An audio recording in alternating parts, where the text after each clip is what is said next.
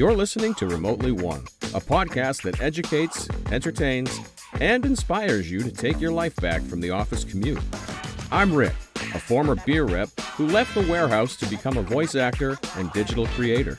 And I'm Kaleem, a remote work advocate and consultant. We're going to speak with some of the top professionals who have managed to avoid the commute as they share stories from the most inspiring to the most comical, all while working remotely. Man, this sounds awesome. Let's clock in. Okay, so what is a one wheel? It's electric skateboards. Electric skateboards. Okay. So I have a boosted board, which is an electric skateboard, which is a Casey Neistat rides, but it's got 4 hard wheels. So then I graduated to a one wheel, which is a big fat 6-inch by, it's like that thick, a single wheel. Are you a Grateful Dead fan? Not a giant Grateful Dead fan, but I do watch a lot of music. Did you travel with Fish? I did not travel with Fish. No, I'm more of a reggae guy. I'm more, I got the Marley in the back. I wasn't far off. I was in there somewhere. I can see you. I was rolling around on a one wheel with white man dreads. You know how they're different. Well, they're all thick. I'll tell you, what sealed the deal is watching Jesse out at Burning Man. First year he was out there. So I also have a Super 73 e-bike, which are fun. And then I got the one wheel. And then my son rides what are called EUCs, which are the electronic unicycles. So they're the bigger wheel that goes between your legs. You go forward instead of one wheel. You stand sideways, more like surfboard style. Yeah. Okay. So I've got 20,000 miles on my e-vehicles. I have 11,000 miles on my one wheel. Holy cow. That's a lot of travel. A lot of travel.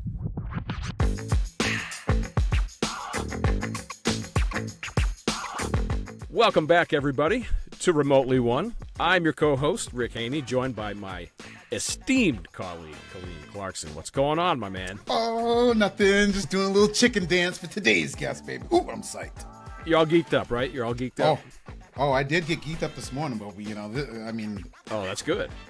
That's good. Hey, everybody. Welcome back. Since you know how to find us, do us a huge favor. Go to ratethispodcast.com/remotely one and just leave us a review. That's all we ask. Again, ratethispodcast.com/remotely one. If you could do that for us, we would be ever so grateful. Thank you. Since 2015, Remotely One is one of the largest communities of remote work professionals. With over 3,000 Slack members and 5,000 email subscribers. Holy shit, we are making the big time. We are making the big time. It's free to join. It's not as good as a $5 footlong, but it's getting up there. Okay. It is free to join, however. Don't cost nothing. So check it out at remotely1.com. And with that out of the way, Kaleem, my brother from another mother, please give us a tease or two about today's guest. Yes, sir, Rick. Today what we try to do is try to find somebody that does something better than us in the same space. Okay, Rick? We're about to get learnt. We're about to get learnt, okay? Our guest, man. Okay, They grew up in the other Portland, first off. The other Portland, okay? Yeah, the wrong Not Portland, Maine, listeners. Portland, Oregon, okay? That's okay. We'll forgive him. Was out of his control. Out of their control. That's true. You're right. They currently reside in Palo Alto, a.k.a. the Bay. Halfway between. They're a graduate of... You ready for this, sir? Indeed. Oh. No, not Indeed. That's a website. Indeed, I am ready. Go with it. Oh, damn, son. You're getting all proper. You're getting proper. Stupid ass. Stupid ass mofo. What the frick's going on here? Jeez. They graduated from the Wharton School of Business, Rick. The Wharton School of Business. Wharton. Yeah. It is. Yeah. That is a big So I guess deal. they know some shits. Yes. Okay. We're going to get into that. Yeah.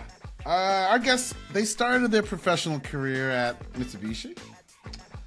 Then Mitsubishi, like the car? I think so. Is there another Mitsubishi? Oh, they also make electronics and stuff too. So, Indeed, they do. Yeah. Indeed, they do. Guess, do they also make electronics? Yes, they do. Listen to that, bro. Did you hear that Not enough voice, O's bro? and smooth. Holy shit. What are we doing Yeah, baby. Okay. They then went on to work for this little company you may have heard of. Intel. Just a company. That's like computers and stuff. Yep. The chips. Yeehaw. Then they went on to create a couple different startups, a couple different media companies. A little note about our guest today, Rick. Mm-hmm. They love personal electronic vehicles, aka PEVs. The PEVs. The PEVs. And if you're around Palo Alto, hanging out, okay, you might see this person rolling around on a skateboard, jamming some Bob Marley, a little Sublime, through his Marley speaker on a big-ass skateboard with one wheel. That's right. Our guest loves to roll around on one of those big-ass skateboards with those huge-ass wheels. It's hilarious. It's awesome. I love it. Yeah, it's great. Rick, our guest is the host of Turn the Lens podcast and Work 20XX podcast on the future of work. Listeners and viewers, please give a warm welcome to Jeff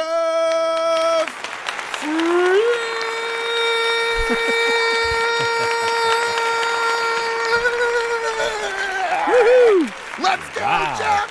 Let's go! Wow. Woo! I'm fired up. Settle down, audience. Quiet down. Wow. Let's allow Kaleem to come up for air. Thank you. That was terrific. I'm all tired out now. I'm ready to go. I have to go punch something. I don't know which it is. Let's go. Run through a wall, baby. Run right through our wood paneling. And congrats on those numbers that you went through, Rick. That's great. Yeah. Your email subscribers and your Slack channel, you guys are kicking tail.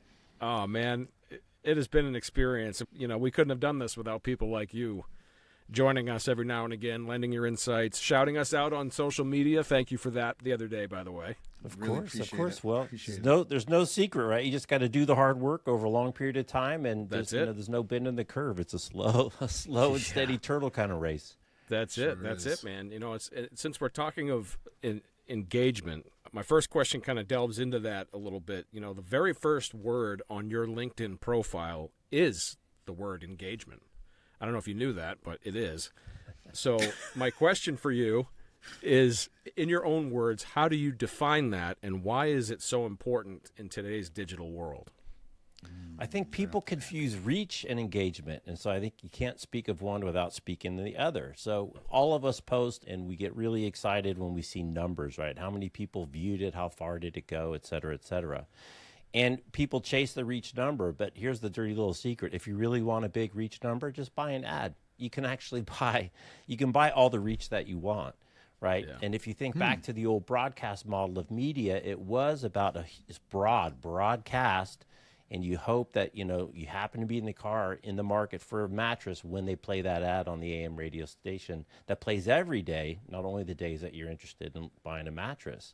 What's different today is now it's direct engagement. You can actually connect directly as a media company with your audience, because if they comment, if they give you a thumbs up, if they reshare, they're signaling with their self that I like this content, I have a similar opinion, I'm engaged in this topic, etc. So you can actually see the people who you're engaging with. So to me, I think it's much more of a narrow cast to go after the people that are engaged in those topics versus this huge broadcast where you have this small conversion number. So rather than chase the impressions, and if you want impressions, again, you can cheat, you can buy them. It's called an ad. They'll put your widget in an ad, and they'll take it and place it as many times as you want to pay.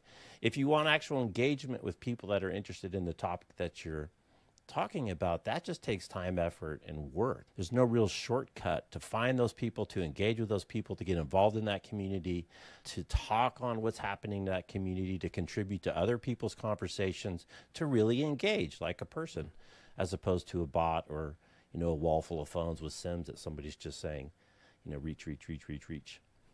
Yeah, engagement. Wow, I never thought of that. Hey, if you want to reach people, just go ahead and buy that. I mean, damn, it's as simple as that. And ads are way better. Yeah.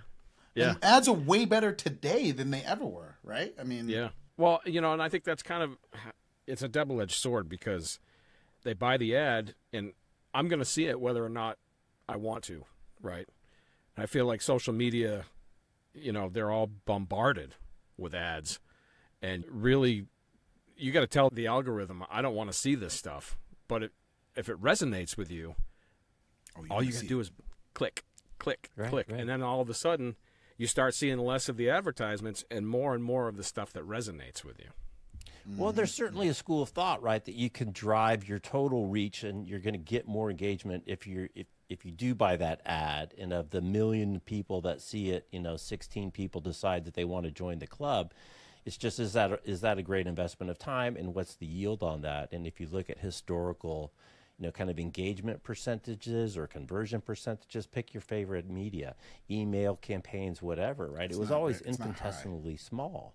What's different about it today is I can actually go find the people, right? If I want to reach out to Rick because Rick's got a cool podcast on the future of work and I like what he says, I like his guests, I can actually contact you. And I can actually comment directly on their stuff and you can comment back, right? That wasn't the way. I mean, you could do call-in radio, but you couldn't comment on a television show. You couldn't really engage with the audience, say ESPN Game Day, that comes to Georgia Tech on a Saturday morning, has got all the kids out there screaming. The only people engaged in that conversation are the 4 guys up on the set, and the kids get to scream and have a sign. That's a very different kind of model to what we have today, where you can actually talk directly with the people that are in your community. It's funny when I talk to authors and TV people, that is such a different thing that they couldn't do before. They couldn't touch their audience, and the audience couldn't really touch them. Speaking of like just this idea of conversation, you're out in the West Coast, you're in the Bay Area, you're kind of doing some of the, I don't want to say typical, but you're doing the normal job thing. And then you kind of decide at some point, one thing we didn't mention, that you had a long time running show of The Cube. Can you just talk about, like, how did you decide making the transition to having interesting conversations? Like, you can see that was a dramatic shift, and I don't know if it was intentional or if it was by accident. How did you kind of change? And everyone's in tech out there. Everyone's all about tech. I need to be a coder. I need to code. I need to do this. I need to be a salesperson. I need to hustle. But you went in like a different direction, and you started having conversations. What was the motivation? Impactful conversations. Yeah. Yeah, truth be told, after the 2000 crash, which was not very fun, and there were some nuclear winters out here, and then, the 2008 crash, there were some tough times trying to figure out what to do, and I tried a lot of different things that worked and didn't work. Mm-hmm. But when I came across The Cube, a friend of mine was running it, and I went and visited one of their productions, and I just thought, this is so cool. Most people never get the chance to talk in a professional setting and tell their story. And again, you guys have been in this podcast business. I mean, this didn't exist before. This wasn't available for people to have this, professional, semi-professional, whatever degree of professional you want to say, but to actually tell their stories in a well-lit environment when they're ready for it, they're prepared. And I saw that and I said, there's something there, because everybody has a story to tell. It's not necessarily a huge story, but everybody has some story to tell. And that's how I got involved with The Cube. And then through that process, when I was there for 8 years, we did over 10,000 interviews. We would do 1 or 2 events a week. Most of it, and we would do kind of like ESPN Game Day, go to a tech conference, set up a live mobile TV studio, and interview people all day long. So CNBC and John Fort might be there, and the big wheels, and they would get Andy Jassy for 5 minutes and send it back to New York, and then they're done. We'd be there for 3 days with 3 sets, 12 interviews per day per set, and just cranking interviews. So just through repetition and process, you really start to learn things like it's very hard to read a script and make it sound natural. That's why they pay actors a lot of money. It's very easy to have a conversation about something that you're both passionate about and knowledgeable about. So the trick is, and it's kind of like the future of work conversation where, create the conditions for people to do their best. And so in an interview format, if you just sit down with people and don't have hard questions, but you have conversations, you guys know this, people relax, and they can talk about stuff that they're interested in. That's easy. I always tell people, just imagine you're on the back porch with your uncle on a Thursday at 4, drinking whatever you like to drink at Thursday at 4, and telling him about this thing that you're so excited about. And so that's, a big piece of the learning. Another huge piece of the learning is that in video, and I've been in video forever, filmed all the kids' sports and dance and everything.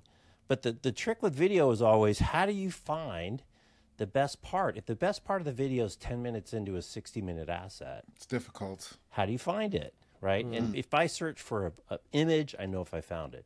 If I search for text, I know if I found it. But how do I know if it's in that nugget, that gem is inside that video? And really what's changed over the last several years is transcripts.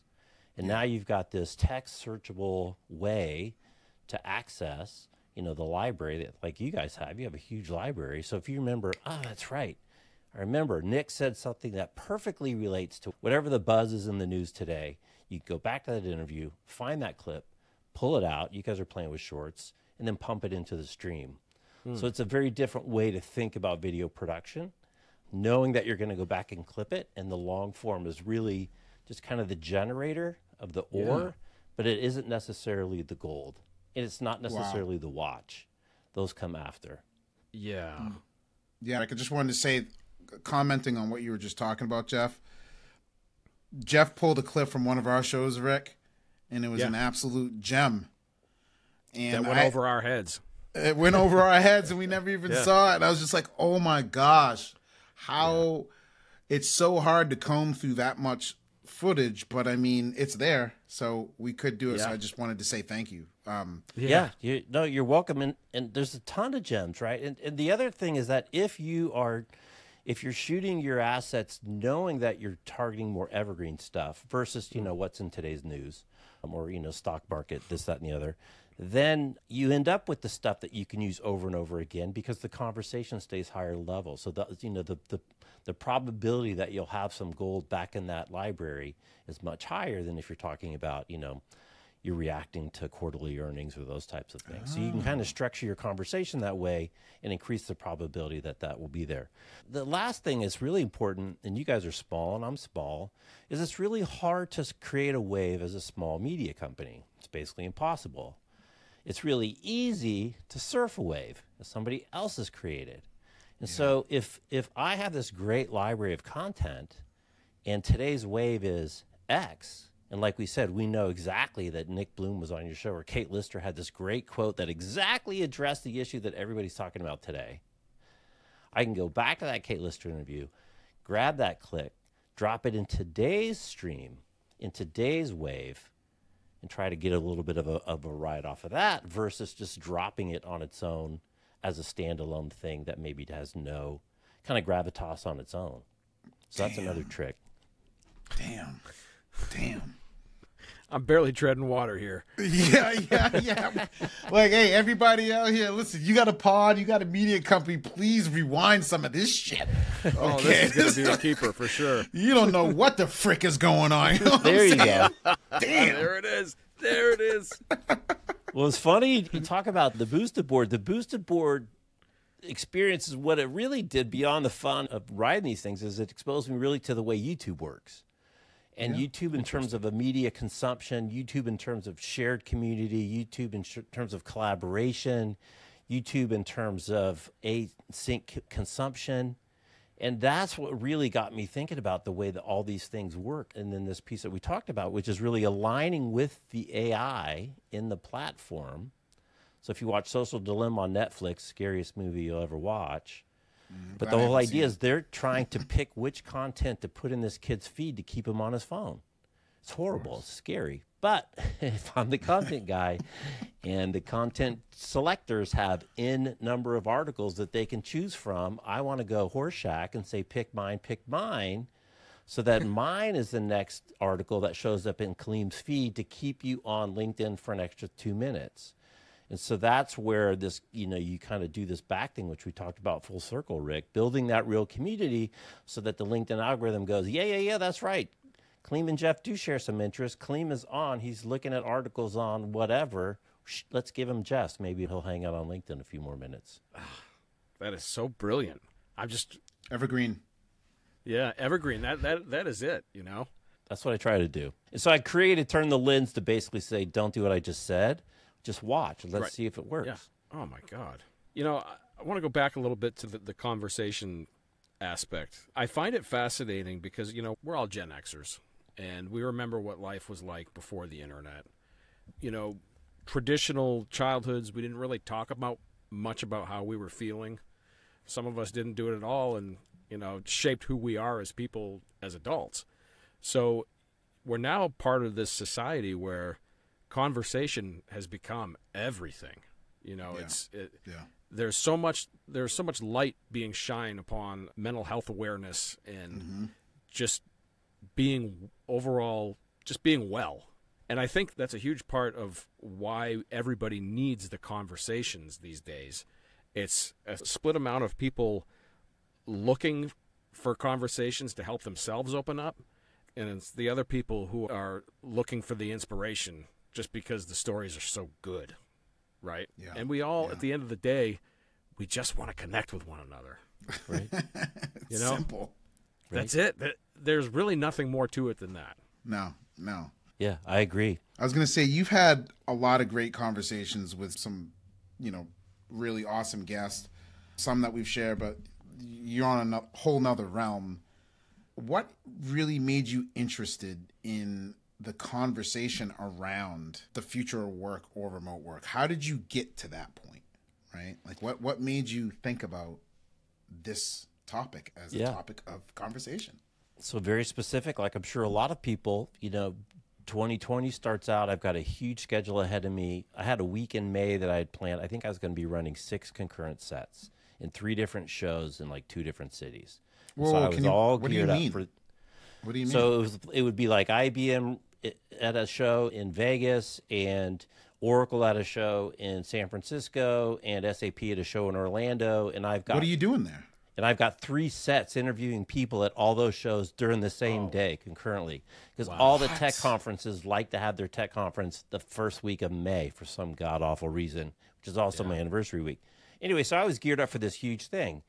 COVID hits, boom. And our whole business was going to events. That was our whole business. So COVID hits, boom. We still thought it might be over. I remember in late March thinking, maybe it'll clear up by May. It didn't. Okay, so now we're like, so everyone's confused and what to do. And I have a media company that I'm not now filling full of content because we're not going to events. They all got canceled. And so what I decided to do, both to fill air time, and also just to go out to experts who could provide some insight as to what everybody should do. And so it turns out that the all remote people are the people that had the experience in this world that could share data for the newbies that got thrown into this unplanned, unready to what they should do. And so we had Darren Murph on, and so I reached out to Darren and said, Darren, can I have you on to talk about remote work best practices for people that are suddenly thrust into this world? And I had him on, and then I had Martin Mikos on. Martin is currently the CEO of HackerOne, but he was a CEO at MySQL back in the day. And so that was an all-remote company. And so I started reaching out to people to say, you know, what are the secrets to all remote? And you know, right, much more clarity around how do you work, much more clarity around communication, communication protocols, async workflow, blah, blah, blah. And that's how I started to get into it. And then the piece that was happening concurrently to that is this whole thing with YouTube, and now we're not going to events. How should we think about content creation in this new world and really start thinking more of events as kind of organizing themes or topics? Hey, this is what we want to talk about, but not necessarily a consumption appointment. And more about, we'll use it as an organizational theme, but we'll presume that most of the content's going to be consumed asynchronously on people's own time. And how does that start to reshape things? And so once we got the company transitioned over, everybody went to remote. I left like October of that year of 2020, decided I really wanted to explore this more. And then it turns out that WebEx had a program called WebEx One, thought leadership around hybrid and future of work, and they invited me to be a contributor, and that's where we launched Work 20XX. They sponsored season 1 of Work 20XX as part of that bigger thought leadership program, which was terrific. And so that was 8 episodes to help, you know, kick that off. They didn't continue the sponsorship, but I've continued the show. and it's grown from there. We're kind of coming up to the end of our third season. Not quite as prolific as you guys. Congratulations. Oh, come on, sir. That's amazing. Don't be doing, we wish we were that prolific. And by the way, Darren, what's up, dog? Huh? Yeah. What's up, Well, man? What happened to Darren your is the appointment with guy. us, Darren? Oh my goodness! What the He has frick? not been. Well, now he's with Ford. See, you got to get him when he's with this other company. Come on, Darren. What the frick? Get on the show. I knew if I got Darren on, Darren on, who's my first guest. Love you, Darren. And I knew if I could get Darren on, then the rest of the dominoes would fall. And as you guys have experienced, you get a couple of key guests that kind of validate you and lead the way, and suddenly there's other opportunities to get other great guests. Yeah, absolutely. Cool. Great story, man. A few minutes ago, you mentioned the beginning of 2020 and hoping that things would clear up by, May, you said, I think? Yeah, that was my big week was May. It was May 5th, the week of May 5th. I think I was like, this will be fine by June. I was the same way, right? But, here we are. It's 4 years later. Mm-hmm. And I'm wondering if you could shed some light on what are the most common themes that you're hearing about from remote workers, people in the remote business. What kind of conversations are taking place today versus the ones you were having in May of 2020? Yeah, well, May of 2020 was just a whole different thing, right? Because nobody knew anything about anything. What impressed me with Darren's and with an all-remote point of view, and Darren said it great, is that it forced companies to be good at things that all companies should be good at. And I think what it really exposed was a real problem with lazy management that didn't necessarily connect your objectives to the bigger objectives, didn't necessarily know what you're working on. I mean, people say, how do I know what people are working on if I don't see them? Like, you don't know what they're working on? Like, really? Like, seeing the back of their head is what you're working on? I mean, come on. And so... Right. I think this whole thing around async, and one of the themes that I covered a lot at theCUBE within the IT world is the consumerization of IT. So what happens, right? Cutting edge technology hits consumer world before it hits business world. So suddenly you got all these young people that have their entire lives in these things, right? This is how they're used to working, and now they're jumping onto all these crappy old systems, these green screen systems, and systems that you still have to push save and all this other crap. And so what happened in our personal world is a lot of stuff got sucked into the phone. Well, guess what? Look at an old office picture from 1985. All the shit that was there when I started work. Let's start with a calculator and the phone and mail. Those are all in your phone now. And so I think it really kind of threw up that if you use the tools, use digital tools, use asynchronous consumption, and really reallocate the time to important things. And it's funny, I was on a phone call the other day. These people didn't realize there was a day that you had to go to the office to get on your computer, right? You had to go to the office to get on broadband. You had to go to the office to go where the files were. That's where the files were. There weren't any place else. Right. That's where the mail came. Your work mail came to work. So the thing that keeps happening over and over, I don't know if I answered your question, Rick, is this, the return to office every...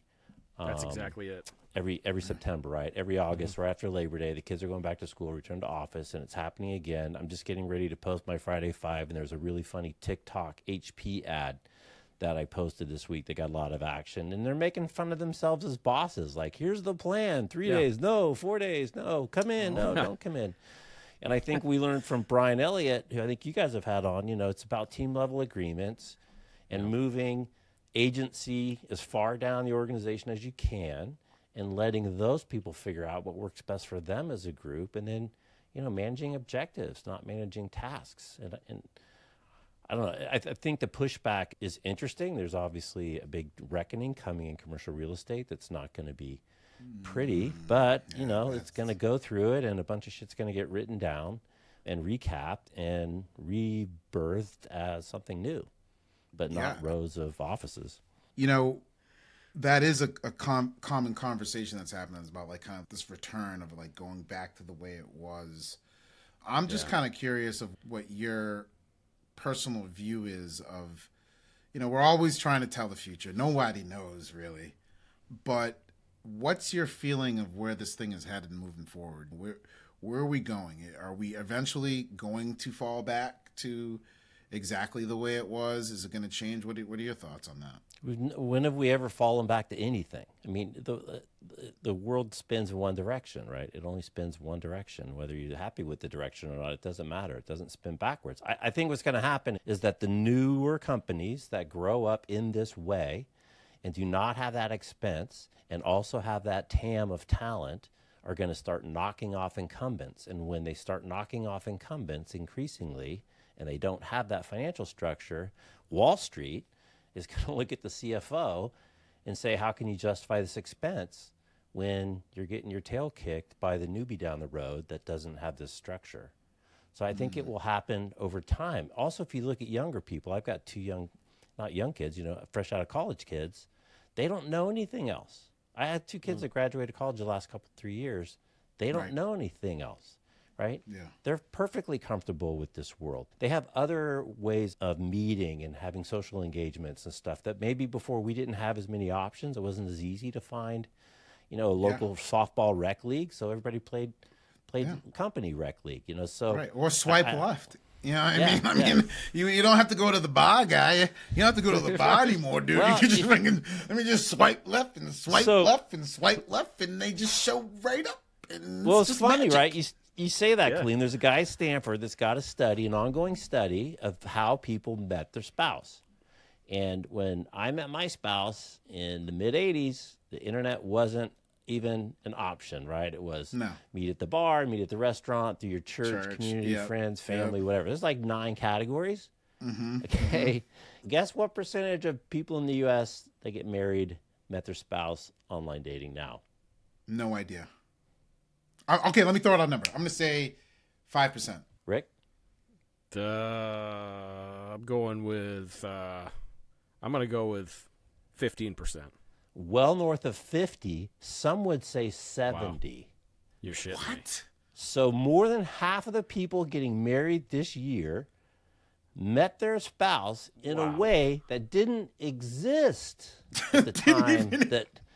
Right? It's not that I didn't choose it. It wasn't like it was an outlier, like only a certain. I mean, it didn't exist as an option. So when you talk about old people like me who don't understand that people can operate on their phones, these are the same people that didn't have online dating as an option when today that's more than 50%. I think that's such an illustrative stat to me. That's just like, wow, yeah, the world has changed.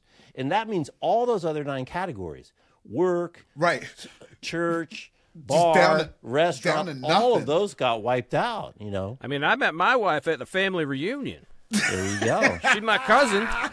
But Settle down, still better. Stop with the accent, Rick. Stop with the accent. I'm just trying to fit in down here, y'all.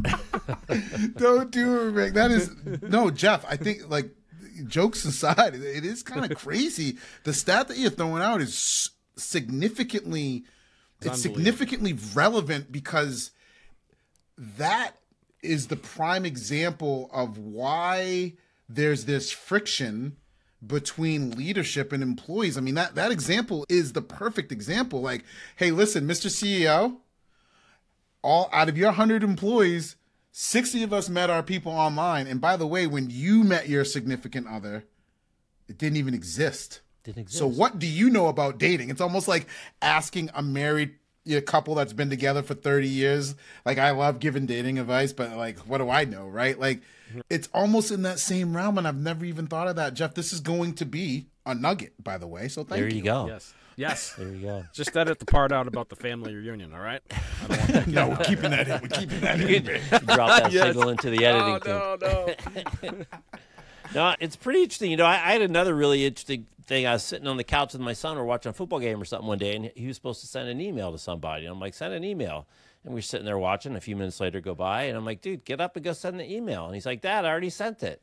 I'm like, what do you mean you already sent it? He's like, I did it on my phone. I'm like, you did it on your phone? You didn't get up to go to a computer to sit down and do your email. And I was like, wow, I would have never, it just as a demonstration of people's comfort and the way they use the tools is very, very different. The story Brian Elliott uses all the time is that the bosses are complaining that they don't see the buzz in the office, but the buzz is all happening in Slack. It's all in your Slack channel, and the boss is only on email. So he wants some idiot to have to do the translation between email and Slack. And so There's just this. It is a very different world. You ask the question, and it's not going back. It's like ChatGPT. It's like, okay, this is today's calculator. You better learn how to use it. You may or may not like it, but this is the calculator. And guess what? The people you're competing with, they all have new calculators on their desks. Yep. So if you're doing, square root longhand, you're in trouble. Yeah. You know what I love about your son's example about the email? We talk about this a lot, and I would love to kind of get your take on it. You're sitting there watching the game, having a good time, and you're like, hey, send that email. Your son integrated his work with his life. We talk a lot about work-life integration, and I think that's what so many people really, really, really enjoy when they're doing remote work. You're watching the game. You're just watching the game, boom, boom, send the email, done. And they just integrate it. So what do you think about like the freedom that some people have experienced? Do you think that people are ever going to just like let that go? Like, would your son take a job where he would have to go into an office 8 to 5 Monday through Friday? Yeah, well, Nick's research says that freedom's worth 9%. Flexibility is worth 9% of your income. That's what people have rated it. So it's worth 9%. And then the other thing that comes up is people talk about all the office perks. You have free this, free that, ping pong, this and that. But what's proving out is there's no office perk that's worth more than flexibility. Right? That is the ultimate office perk. And, I tend to more look at the downside, which is not even a question, which is the commute. What a waste of time. What a waste of time. If you got to come into the office because we're having something going on, okay. But every day, sitting in the car going bananas, and that's before we talk about the waste of the gasoline, the bad air, the waste of time, et cetera, et cetera. So, and then, another piece is flow state and really doing work. And I think we talked about kind of the distractions. I think a big piece of this is you need to more actively manage the distractions. You need to more actively manage things like email and these communication protocols, which is why I think communication protocols are such a big unlock, so that you can actually find time to do work and not just do email. You can suck your life up in email all day long. I had this great interview with a guy that changed my life on email, and he's just like, I don't do it anymore. Very, very little. Don't try to tame it. Just get in and out. And again, I think it's a theme that was in that Social Dilemma movie, which is so good, right? If you use the tool to do things, that's great. But when the tool starts using you, that's less great. So if you're using Google Maps to get to each other's house and plan your route, great. But when the Starbucks ad pulls you off an exit because it's 2 o'clock and you save $3 on a chicken sandwich and you pull off, that's not so great, right? No, not so great. That's okay. That's pretty cool. Intentional, conscious use of the tools.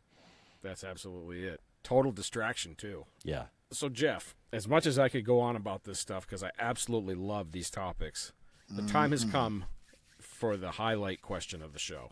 The highlight question. Could you share with us a comical or inspiring moment you may have had while working remotely? Sure. So I was thinking about this, and I go back to when I was first remote back in the day when all salespeople were remote. So I carried a bag. I was a traveling salesman, and I actually covered the Sacramento Valley. So I covered from Fresno to Chico, basically the whole spine of the Sacramento Valley, and then up to Tahoe and Reno. And I lived in San Francisco, and the boss said, well, Jeff, you have to move if you're going to cover that territory. You have to move to at least Davis, which is out by Sacramento. I said, okay, fine. And I moved out there. I never unpacked my boxes. I slept 2 nights in that place in a year because, as a good salesman back in the day, Rick, you had to be out with your customers. So you were gone. This is not new. I mean, it was less convenient. Like to get my orders in, I would go to Denny's, back by the bathrooms next to the cigarette machines is where you could find a phone. I have vivid memories of standing in Turlock in 95-degree heat with a tie on, sweating in a little phone booth that had a little corner wedge of metal kind of in the thing you try to put your book on to call in your orders, with trucks driving by and a broken window and dust blowing all over the place. I mean, if you're in the office and you're in sales back in the day, the boss would kick your ass out fast, like now. Wow. So to me, I don't really get it. And anyone that I know that's ever worked hard has never worked 9 to 5. If work has to get done, then work has to get done. If that means you're going in early sometimes, you're going in early. If you're staying late, you're staying late. So I I was fortunate, I guess, because I had that sales job, and you got paid by one thing. What was your output at the end of the month? Yeah. And then it reset to zero. Now, it was a lot of inputs that doing well helped that number get to where it needed to be by the end of the month. But that's what you got graded on. And it was, I don't understand why there's not more of that. And I think, as we said earlier, I think a lot of people don't have clarity as to what that number is. Sales is lucky because it's a clear number. Yeah. If you're in marketing or other roles, maybe it's not as easy, but I think that's incumbent on the boss to really better define the objectives and measure against accomplishment of those objectives. Wow. What a story. Yeah, that's fantastic. Thank you for sharing. You know, I could just see you right now in the phone booth, and the dust coming. You got that sweaty like. You got your phone card out. You're trying to get the phone. It's like 87 buttons you got to push in. You get one button wrong, you got to start all over again. What is that movie with Michael Douglas when he's That's what I was thinking of, dude. falling down? Falling down. He's got the white shirt with the tie on, the glasses. That was it. Oh my gosh. Chasing the gang member away with a baseball bat. That's incredible. Hoping you can get through on the order line, right? Because somebody's on vacation or something. I mean, quarters. You need the quarters to put in the payphone, right? It's funny when I was and it was TVs, right? I sold a lot of TVs, and I was smart enough to look at those things even early on and look at the magic that we're surrounded by. I mean, the magic that we're using right now. You guys are in 2 different states. I'm on the West Coast. We're talking online. People are going to see this wherever. I mean, you stick a hanger in the back of a black box, and it can bring the Olympics in from across the ocean. It's magical, crazy stuff that we have. So I think if you kind of appreciate the magic and the tools and how far we've come, and I think it's exciting times, and let's use these tools to free up time to take a walk or read a book or work out or spend more time with your kids or do more work if you want, whatever you want to do. Yeah. Whatever you want to do. It's the perfect time to be grateful for the little things. And, especially in this day and age, I think Bill Burr's got a bit on ungrateful people, complaining about shitty Wi-Fi on a plane. 30,000. He's like, you're in a giant tube in the sky, and you're complaining about your Wi-Fi service. Right. The signal's going to the moon, coming from the moon, and you're going 600 miles an hour, and you're complaining. If anything, complaining because there used to be a break. I mean, I remember telling customers, I'm driving up to the north coast of California, up to Redding or whatever, and I'm going to be off the grid for the next 6 hours, so don't even try to call me. And what a treat to actually be off the grid for a 6-hour drive through the Redwoods. Wow. That's great, man. That's great. Unbelievable. I feel like we could talk for hours, but we got to wind this up. Jeff Frick, thank you so much for joining us. This has been an incredible conversation. Thank you, gentlemen. I really appreciate it. Yeah. Where can our listeners find you, Jeff? Find me on LinkedIn. I live on LinkedIn. So Jeff Frick on LinkedIn. I've got some Substacks, but if you just go to LinkedIn and you'll see everything there. Awesome, MenloCreek.com, I guess, as well. That's great, man. I appreciate you. Come back anytime, bro. Come back anytime. We'll talk to you. All right, man. Peace. You've been listening to Remotely One. Visit us at remotelyone.com/podcast for upcoming episodes. Subscribe to our YouTube channel and download our episodes on your favorite podcast app. Hey, don't forget to clock out.